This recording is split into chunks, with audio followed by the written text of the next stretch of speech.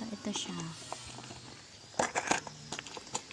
May napansin ako, parang kulang siya mga sisi. Ayan o, tingnan mo, wala yung sa likod. Kaya nahihirapan akong ikutin siya pag kukuha ko.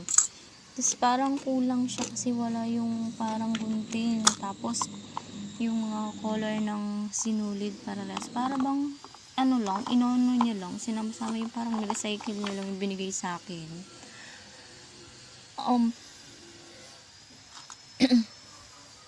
Ayan o, okay. Wala talaga yung gusto ko, yung parang gunting.